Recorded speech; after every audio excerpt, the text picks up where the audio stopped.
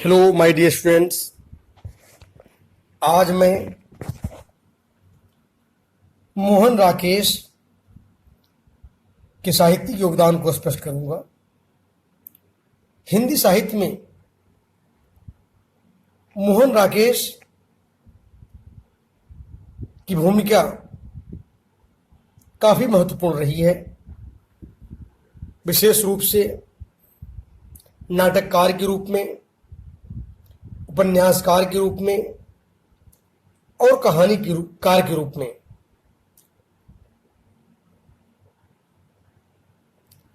मोहन राकेश जी आधुनिक हिंदी साहित्य में बहुमुखी प्रतिभा संपन्न के धनी माने जाते हैं। इन्होंने साहित्य के विभिन्न क्षेत्रों में अपनी लेखनी को मुखरित किया, चाहे वो नाटक का क्षेत्र हो, चाहे उपन्यास का क्षेत्र हो, या चाहे कहानी जगत का क्षेत्र हो। इन सभी क्षेत्रों में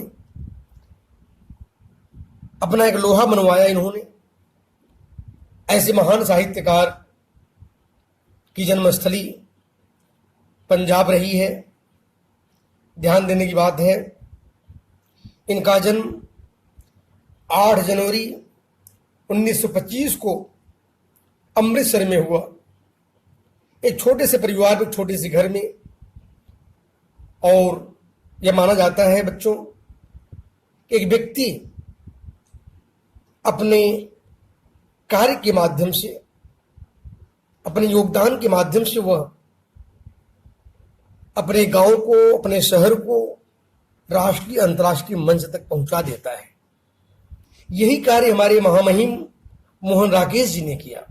अपने उस छोटे से कस्बे को, छोटे से क्षेत्र को इन्होंने राष्ट्रीय अंतर्राष्ट्रीय मंच तक पहुंचाया, उसकी लोकप्रियता को फैलाई। इन्होंने अपनी शिक्षा दीक्षा पंजाब विश्वविद्यालय से पूर्ण किया। ध्यान देने की बात है बच्चों, प्रारंभिक शिक्षा, हाई स्कूल की शिक्षा, इंटरमीडिएट की शिक्षा वे साधारण जगहों से ही उत्तीर्ण हुए। पंजाब विश्वविद्यालय से इन्होंने एमए, डबल एमए हिंदी में और अंग्रेजी में 2 भाषाओं में इन्होंने एमए किया। बहुत कम साहित्यकार ऐसे होते हैं बच्चों जो 2 भाषाओं पर पोस्ट ग्रेजुएट डिग्री हो। ऐसे लोग अंगुलियों पर गिने जाते हैं। उसमें से एक थे हमारे मोहन राकेश जी। मोहन राकेश जी वे अपने एक छोटे से यानी परिवार में जो उनकी विचारधारा जो उन्होंने अनुभव किया, अपने सामाजिक पृष्ठभूमि से जो उन्होंने अनुभव किया, उसको लेखनी का विषय बनाया। आर्थिक तंगी थी और उसके कारण वे कुछ पत्र पत्रिकाओं से जुड़ गए। बाद में पार्ट टाइम प्रोफेसरशिप में आ गए। तो वहीं पर इन्होंने जो पार्ट टाइम का जो कार्य किया, कॉलेज में जीविका उपार्जन के लिए इन्होंने जो अध्यापन का कार्य किया, उसमें वो इतने क्रियाशील थे, इतने मेहनती थे कि धीरे धीरे इनकी लोकप्रियता बढ़ती चली गई। और उस समय इन्होंने एक विशेष पत्रिका निकलती थी, वह सारिका पत्रिका, उसके संपादक हो गए। और उसमें इनकी कहानियां छपने लगी, बड़े पैमाने पर कहानियां लिखने लगे। इनकी कहानियों पर उस समय में कई फिल्में बनी। और इन्होंने शुरुआती दौर में कुछ नाटक लिखा जो कि आधुनिक तौर तरीके से, आधुनिक जीवन शैली से काफी संबंधित हो गए।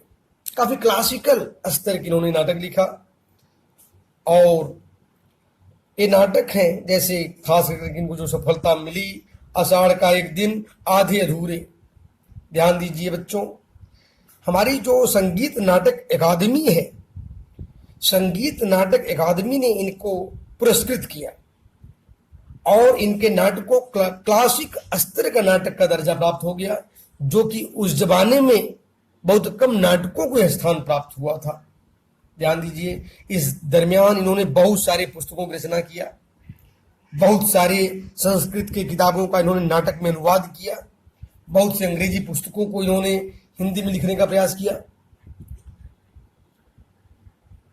इस तरह से साहित्य की सेवा करते करते इनकी मृत्यु जो है वह 3 जनवरी 1972 को हो गई।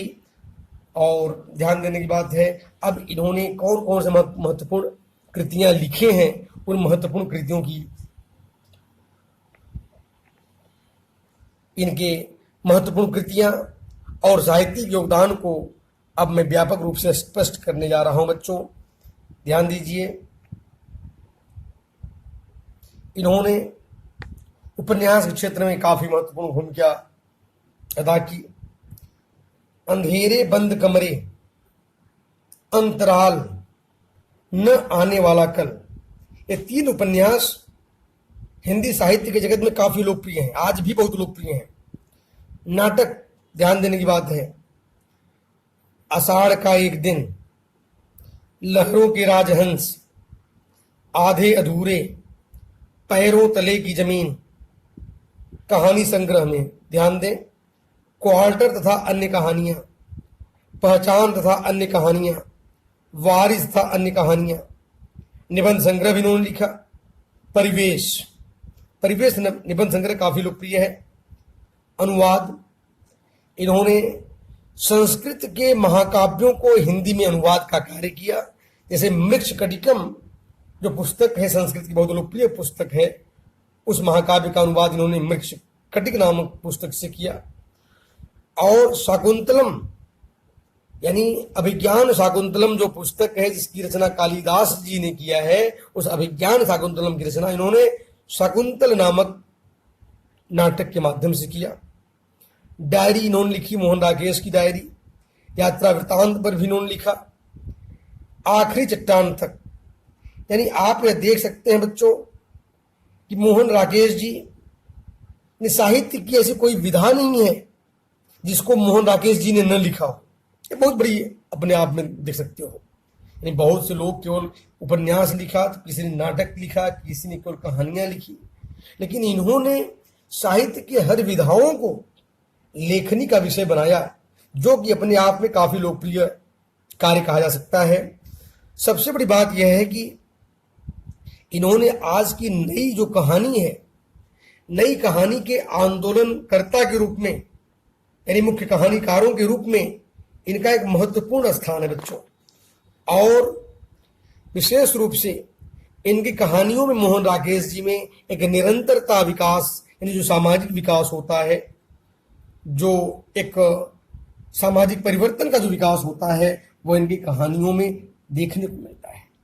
आज हमारा मध्यवर्गीय जो समाज है, किस स्तर तक का जीवन जी रहा है, उसमें बनावटीपन कितना आ चुका है, शोबाजी कितनी आ चुकी है, वो तमाम चीजें इनके हम नाटकों में, इनकी कहानियों में हम देखने को प्राप्त करते हैं।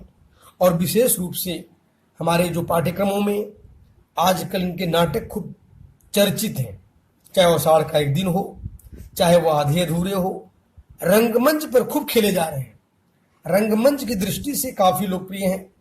यानी चाहे अगर हम इनकी आधे अधूरे की बात करते हैं, तो आधे अधूरा नाटक जो है, आज का व्यक्ति, आज की स्त्री, आज के पुरुष वो अपने आप में परिपूर्ण नहीं है, सब कहीं न कहीं खोए हुए हैं। वो अपने आप में पूर्णता के शिकार में सब लोग आधे अधूरे की तरह जिंदगी जी रहे हैं।